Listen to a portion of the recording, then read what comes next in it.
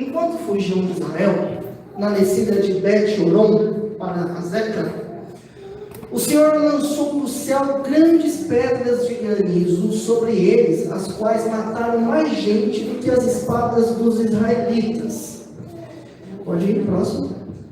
No dia que o Senhor entregou os amorreus aos israelitas, Josué exclamou ao Senhor na presença de Israel: Sol, pare sobre Gibeon, e você, ó lua, sobre o vale de Aijalon. O sol parou e a lua se deteve, até a nação vingar-se dos seus inimigos. Isso está escrito no livro de Jassar. O sol parou no meio do céu e por quase um dia inteiro não se pôs. Nunca antes nem depois houve um dia como aquele, quando o Senhor atendeu ao pedido de um homem. Sem dúvida, o Senhor lutava por Israel. Amém? Amém. Amém. Glória a Deus. Josué, que foi após Moisés. A história de Moisés todo mundo conhece, ou não? Alguém não conhece a história de Moisés aqui? Acho que todo mundo conhece. Tira o povo do Egito, e um caminho que era para ser de 40 dias, aqui o celular, aqui ó, está virado para cá. Obrigado. O caminho de 40 dias, Deus coloca 40 anos. Nossa, por que Deus fez isso? Nem todos eram dignos de entrar em trabalho. Nem todos. Muita gente morreu nesse meio tempo. Muita gente. Nem o próprio Moisés entrou. Lutou durante tantos anos, mas não entrou. Por que Moisés não entrou? Porque feriu a pedra com ira. O povo, mas também não era fácil. Imagina você ter um povo grande, mais de 1 milhão de pessoas na tua orelha o tempo todo. A gente não aguenta, às vezes, a nossa esposa, imagina, uma multidão. Ele tinha que aguentar, ele teve que aguentar. E por isso ele não entrou, porque teve ira no seu coração. Deus falou assim: olha, você vai até avistar a terra ali, mas lá você não entra. Só que ele tinha 2 ajudantes. Deus coloca, designa 2 ajudantes, Josué e Caleb, para estar junto ali. E após a morte de Moisés, Josué fica responsável por dar continuidade nessa caminhada. E vocês acham que foi fácil para Josué? Não foi fácil. Primeiro capítulo que a gente lê aqui, o capítulo de Josué, capítulo 1, Josué já está todo temeroso. E Deus tem que falar com Josué e falar assim: Josué, estou contigo, estou junto com você, não desanime. Não desanime, eu estou aqui do teu lado. Eu sei que é difícil, você vai passar o Jordão, mas eu estou contigo. Onde você pisar, a planta dos seus pés, eu estarei contigo também. Então essa confiança em Deus fez com que Josué se fortalecesse após esse recado, porque ele tinha que passar o Jordão. E lá veio o povo de novo na orelha de Josué: não, como você vai passar o Jordão?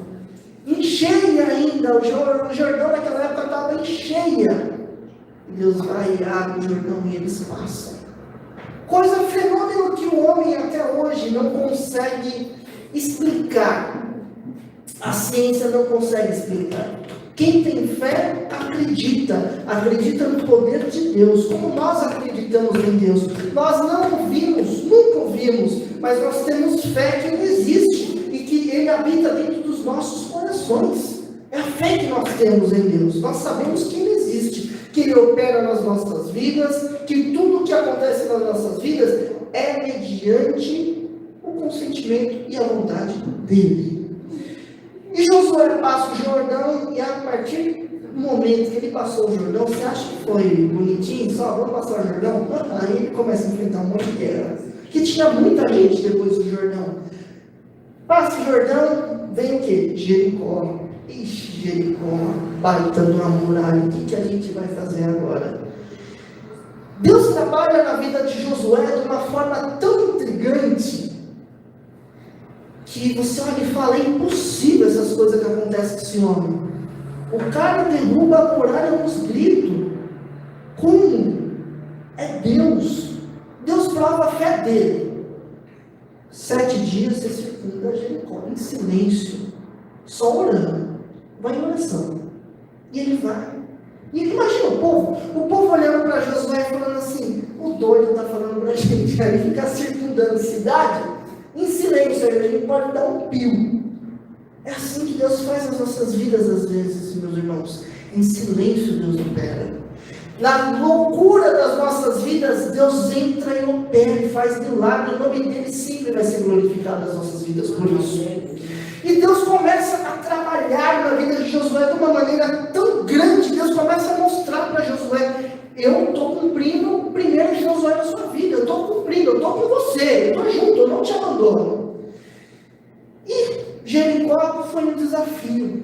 Jericó foi um grande desafio para ele, porque uma muralha grande não tinha condições, porque a muralha era muito forte, tinha um povo grande, mas Deus vai e entrega Jericó para Josué.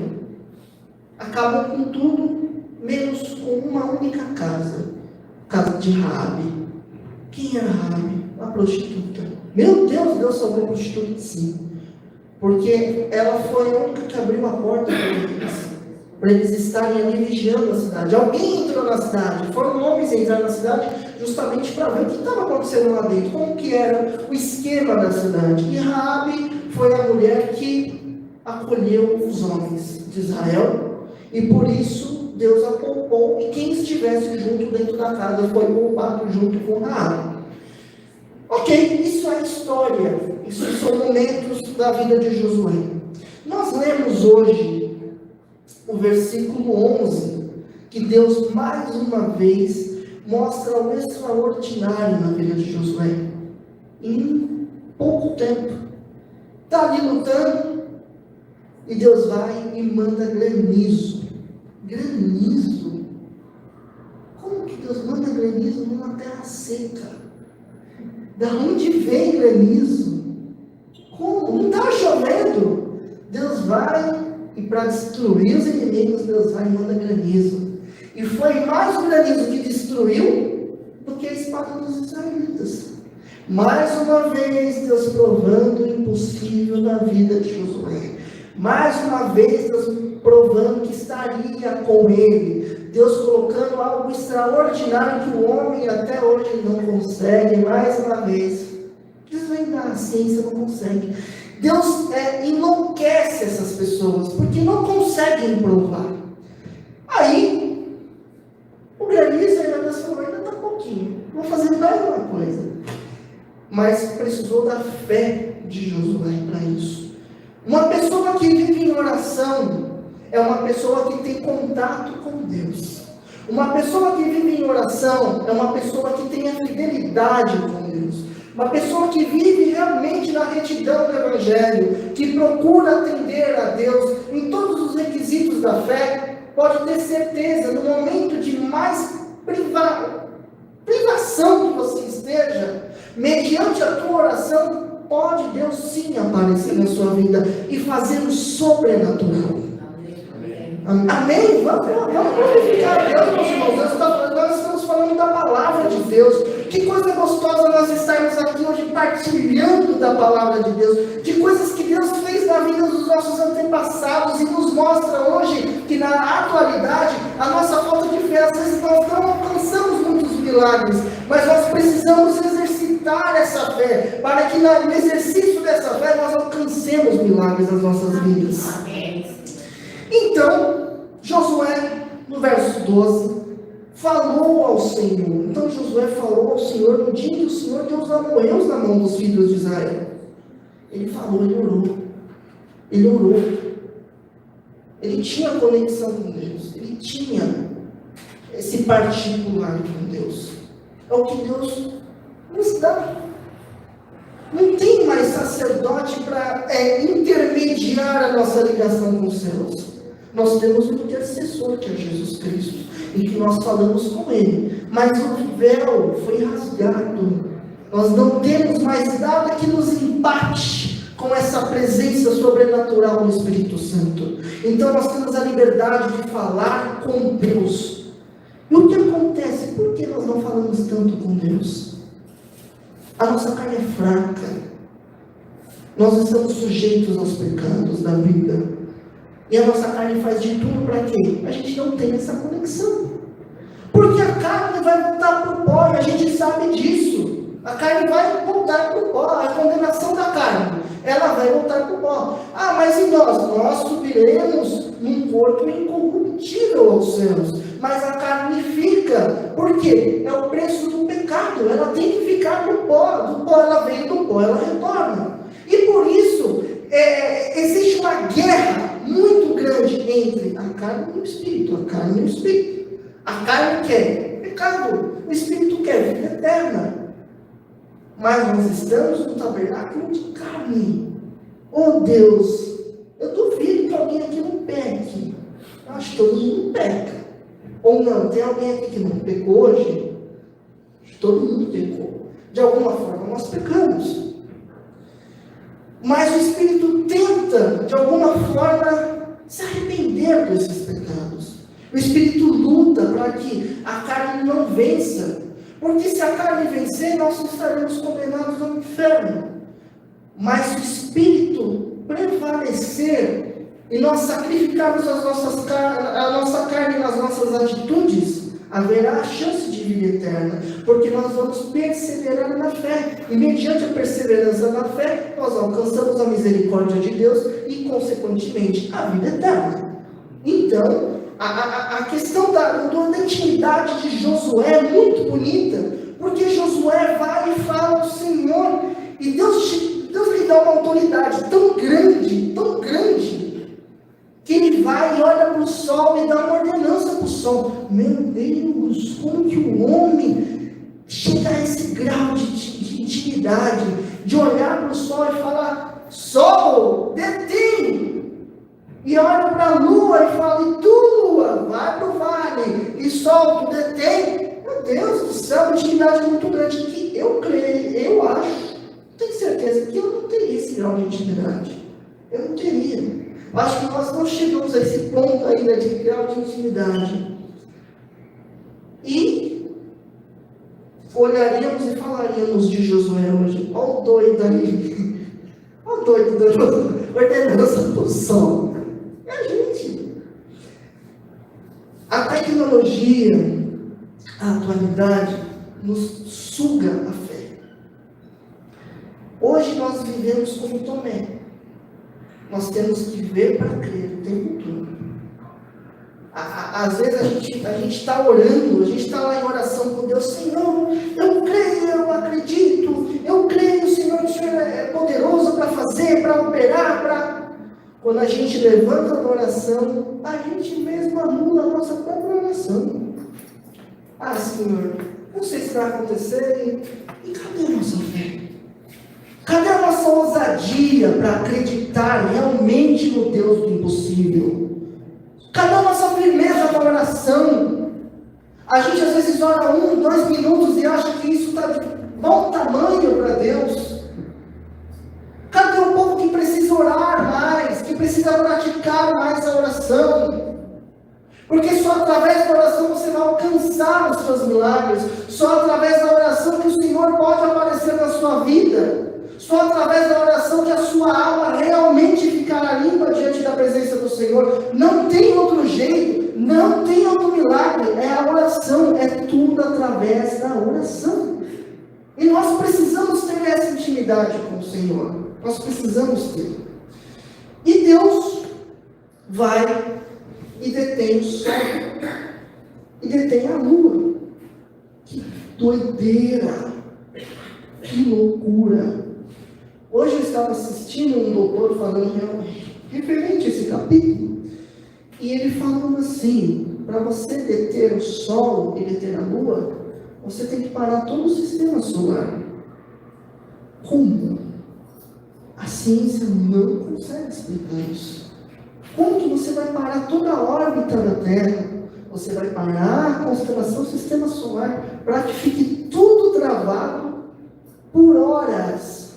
Não foi um minuto, foram horas que Deus segura o Sol e Deus segura a Lua. Se Deus, que é Deus, segurou o Sol, segurou a Lua e mostrou para o homem que ele pode fazer isso, e mostrou para vários israelitas e para os inimigos que ele é Deus e continua fazendo isso, o que é Deus nas nossas vidas para não fazer o que nós pedimos? Ah, mas pastor, você está pregando isso, você está começando a ir para uma linha, não é para a linha da facilidade, mas para a linha que, a partir do momento que você tiver intimidade com Deus e orar, você tem a fé suficiente para alcançar, mas você precisa ter intimidade. Orar não nos privará de momentos de angústia. Oração não nos privará de momentos de necessidade. Oração não nos privará de tribulação. Se nós lermos o livro dos Salmos, do 1 ao 150, nós vemos diversas orações de angústia, de desespero, principalmente de Davi. Davi era chorando. Mas fazia umas burradas, fez, mas ele sabia, ele saía da presença de Deus algumas vezes, ele sabia que ele era homem, e a carne fazia com que ele saísse. Mas, quando ele saía da presença de Deus, ele falava, meu Deus, é tenebroso estar longe. E quando ele voltava com humilhação. Ele tinha sede de Deus. Como ele fala no Salmo 41, a minha alma tem sede de Deus, do Deus vivo. Minha alma anseia pelo Deus vivo. Ela precisa de Deus. Longe de Deus eu não tenho esperança. Longe de Deus eu não tenho a confiança, porque eu não posso confiar no homem. O homem me trai a qualquer momento. Mas eu sei que estando em oração com Deus, a confiança que eu tenho em Deus é um amparo para a minha salvação. É um amparo que nós temos. Pode ser que hoje você venha aqui procurando algo material. Porque nós somos humanos e nós precisamos do material. E a gente, às vezes, pelo nosso egoísmo, nós cultuamos a Deus, louvamos a Deus, entregamos a nossa oração a Deus, mas cada um tem um processo. Cada um está passando um processo. Cada um tem a sua guerra para enfrentar. Eu tenho a minha, você tem a sua. E qual a solução disso? Oração. Ah, mas oração. Não coloque a sua mão aonde Deus não te autorizou a colocar. Josué não fez nada além do que Deus lhe permitiu fazer. Ele tinha a unção de Deus até aquele ponto. Ele sabia que até aquele ponto ele podia fazer. Por quê? Porque ele tinha a determinação de Deus. Ele sabia que ele estava guiado por Deus. Se você sabe que até tal ponto você pode ir, por que você vai dar um passo a mais? Sendo que Deus não está naquele um passo a mais. Ah, Senhor, nós somos egoístas e às vezes a gente quer abraçar tanta coisa. E quando dá errado, ou o devorador que comeu tudo dentro da gente. Aí o crente vai orar.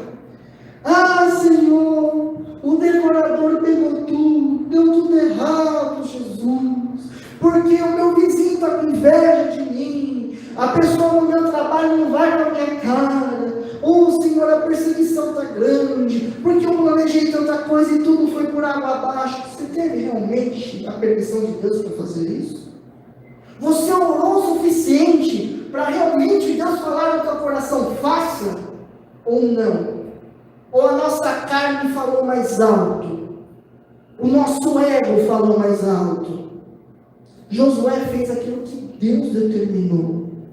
E nesse ponto Deus dá ousadia a ele. Ele foi ousado. Mas ele sabia que tinha um Deus de resguardo com ele. Ele sabia que tinha um Deus que realmente estava com ele naquela guerra. Alguns capítulos antes, se nós lermos, eles perderam uma batalha. Eles perderam uma batalha. No capítulo 7, os israelitas são derrotados por causa do pecado de Acã. Não foi tudo mil maravilha, não. Eles perderam. Porque Acã foi tão zoiudo que saiu roubando umas coisas, né? Uma capa da Babilônia, um ourinhos não sei da onde, colocou tudo debaixo da tenda e seguiu. Oh, glória, é tudo meu, Deus deu para mim e vou guardar. Opa! Aí eles vão e perdem a guerra, perdem a batalha. Aí fica todo mundo perguntando, de onde está vindo? Deus vai e fala com Josué. A intimidade de Josué chegou a tal ponto que Deus falava diretamente.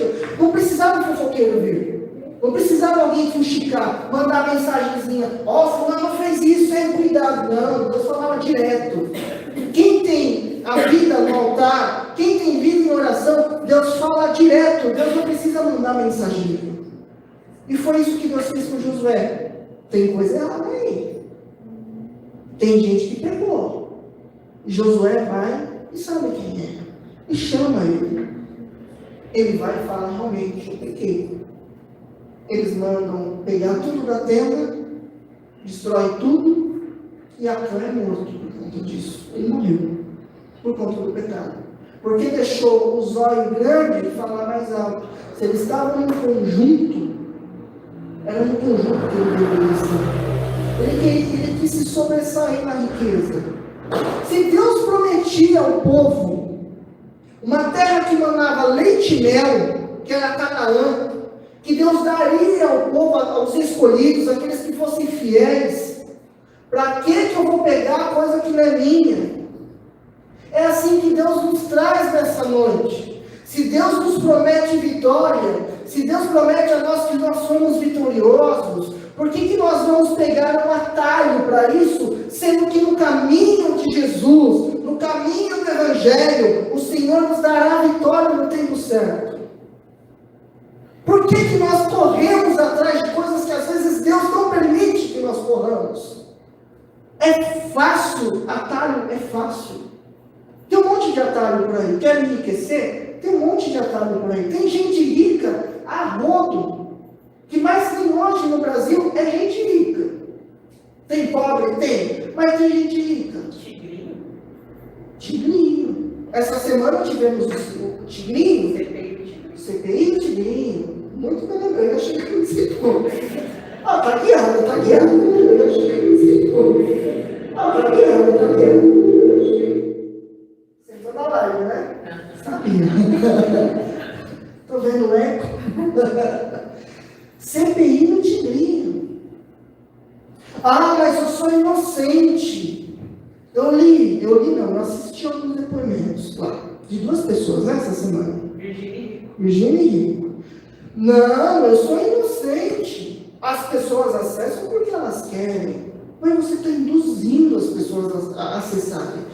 Você ganha para fazer marketing em cima disso. Você faz mídia em cima disso. Você faz questão das pessoas acessarem. Não é culpado? Desculpa. Mas o zóio é tão grande, a cobiça, a forma de quero ganhar mais é tão grande, que matam pessoas para enriquecer. Deixam pessoas totalmente viciadas numa porcaria dessa para enriquecer. Mas no final de tudo, eu sou inocente. E eu não duvido que isso vai dar em nada. Sempre. Que nós estamos numa terra que nada é nada. Vai roubar uma margarina na padaria para você ver. Aí você vai preso. Aí você vai saindo da Atena não tem mais, a Atena saiu agora. A Atena foi para a Rede TV. Essa semana eu estou de férias e tudo. Essa semana a gente vai ver tudo quanto é fofoca. Mas vai sair algum jornal. Lá, ó, suspeito lá da Zona Leste, roubou manteiga e não sei o que, e foi preso. Alguém que rouba milhões, vai preso? Não vai. Não vai. Não vai. Mas essas pessoas pagarão o preço. Porque existe na palavra do Senhor, no Salmo também, 37, se eu não me engano, a questão do ímpio e do justo. O ímpio vai ter o seu castigo. O justo vai ter o seu galardão. Pratique piedade. Deus dá toda a liberdade a nós. Estamos em carne e Deus dará toda a liberdade. Pratica, faz, apronta. No final, a gente acerta as contas. Ó, que legal. Ah, mas Deus é misericordioso. Deus é justiça. Não brinque. Deus é justiça. Você não vai pagar na outra vida. Não vai. Não vai ter uma segunda, terceira, quarta vida que você vai vir para a terra para tentar limpar sua alma. Nós respeitamos as pessoas que seguem essa questão religiosa, mas nós não cremos nisso. O que você faz aqui, você paga aqui, até o final da sua vida. E ainda vai ter um juízo final para Deus chegar e jogar na tua cara. Falar assim, você viu o que você estava fazendo lá? E aí? Foi legal o que você fez? Estava legal? Imagina naquele dia, Deus abrir o livro da vida e falar assim, vamos lá, ver o que fulano de tal, não vou falar nome, né? Vamos lá ver o que fulano de tal fez. E você olhar e falar, Deus, chama meu nome, não, chama meu nome, não, deixa eu não. Ô Jesus, apaga aquilo lá, não, aquilo lá, não. Vai ter gente que vai ter orgulho dos pecados. Eita, esse dia foi bom. É assim. E a intimidade com Deus fica longe. E você pode ter certeza que não foi fácil para Josué. Não foi fácil. Houve muita besteira também. O povo era ingrato. O povo de Israel era um povo ingrato. Povo ruim. Não era um povo, era um povo escolhido por Deus. Deus tinha muita misericórdia desse povo, mas era um povo ruim. Eles reclamavam de tudo. No meio do deserto, eles começam a reclamar com Moisés, com vontade, com saudade de voltar para o Egito. Ah, aqui está ruim, eu quero voltar para a escravidão, porque lá eu tinha pão. Mas, lá no Egito você era escravo. Ah, mas lá eu tinha pão. Tem gente que negocia a alma por trocado. Tem gente que negocia a sua honestidade por pão. Tem gente que está quase negociando a alma por dinheiro nessa vida, sendo que o dinheiro você nunca vai levar para canto nenhum quando você morrer. Vai ficar para os filhos torrar. E olha lá se os filhos não torram em vida. Porque está vivo, os filhos já estão torrando. Já tem filho brigando. A minha família tem filhos brigando por conta de casa de vó. Minha avó nem morreu. Mas já estão assim. Essa casa aqui, amanhã a gente vai estar lá. Amanhã a gente vai estar bem na casa da minha avó. Essa casa aqui, mãe, vale 700 mil, 1 milhão. Se a gente repartir na frente da minha avó. Eu ouço essa historinha há uns 3 anos. 3 anos. Que as pessoas, em vez de se importar com a sua própria salvação, ainda brigam pelo que é da terra. E a intimidade com Deus? Nada. Guardemos essa mensagem dos nossos corações, meus irmãos, hoje. Amém. Lembrando que precisamos orar mais? Sim. Precisamos buscar mais de Deus? Sim. A gente precisa ter mais intimidade. Não que a gente vai viver 24 horas ajoelhado, orando. Não, pelo amor de Deus, não estou falando isso. mas que nós estejamos atentos em todo momento, vigilantes em todo momento, vigiar e orar em todo o tempo, é o que Jesus Cristo nos determinou, para que nós não caiamos em tentação, para que o inimigo não nos trague, para que não destrua as nossas almas. E tenha certeza que quanto mais intimidade você tiver com Deus, na oração, mais milagre você vai ver. Não estou falando milagre material, não estou te prometendo um carro zero, não estou te prometendo um aumento salarial, a sua conta cheia, não estou prometendo uma casa na praia, mas eu estou prometendo avivamento.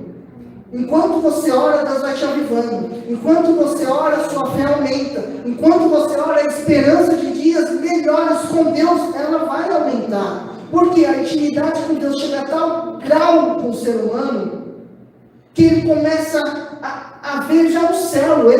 Deus já começa a mostrar para ele, igual Moisés, Deus mostrou para Moisés, Canaã. Então ele não tem mais outro caminho, ele não quer voltar para o Egito, ele não quer ficar no meio do caminho. Senhor, eu quero ver Canaã celestial, eu quero ver Sião celestial, eu quero ver céu. Senhor, me dá intimidade tão grande que eu possa ver o céu, que eu possa sentir o céu, que o céu esteja dentro do meu coração, que o Espírito Santo esteja derramado dentro de mim, que eu seja um homem e uma mulher virtuosa, que eu ore, que eu cante, que eu louve ao Senhor, para que o inimigo saia longe de perto de mim, porque quando ele me ver, ele vai ver a luz de Cristo na minha cabeça. É para isso que nós precisamos ter intimidade com Deus. É para isso que nós precisamos estar em oração, não só por mim, não só vivendo no meu egoísmo. Senhor, eu vou orar por mim porque a salvação é individual e o resto, estou nem aí. Não, nós temos que orar por todos os homens debaixo do céu. É mandamento, nós temos que orar. Não gosto, problema seu, ore. Não suporto, problema seu, ore. Não vou com a cara, não atravessa a rua quando eu vejo aquilo lá, ore. Não está orando? O problema é teu também. Aí o problema é teu. Porque aí Deus vai olhar para você e falar assim, você não orou? O fulano você não ia com a cara, mas o fulano continua orando. Aí você com raiva não orou. O problema é seu. Aí Deus vai para o livro da vida e vai falar assim, eu mandei você orar. Você não orou, que pena, né? É isso, filhos. A mensagem é essa. É a mensagem de alerta. Ao mesmo tempo Deus nos alerta, Deus nos promete estar conosco todos os dias, até a consumação dos séculos. E em oração, nós veremos milagres. Veremos cultos avivados em oração. Senhor, eu quero chegar na igreja e no repeteta, o Espírito Santo descer. Ore. Ore durante a semana. Senhor, o culto é sábado. Eu quero chegar lá e sentir a sua presença. Ore para isso acontecer. Não espere do pastor somente. O pastor tem que estar usado por Deus. E a sua parte, você faz durante o culto? Você busca a presença de Deus? Você chega já em oração e fala do Senhor, eu quero hoje sentir o céu dentro dessa igreja? Você faz isso. É fácil cobrar só de um. Enquanto a igreja, no coletivo, precisa estar na mesma comunhão. É o corpo de Cristo. Um corpo dividido não funciona para nada. Mas um corpo em funcionamento. Ninguém é perfeito aqui. Ninguém é perfeito. Todos nós temos nossos pecados. Mas nós somos miseráveis diante da presença de Deus. E se todos nós estivermos na mesma comunhão, buscando o mesmo objetivo, o céu, tenha certeza que haverá libertações, prodígios e sinais no nosso meio. Amém?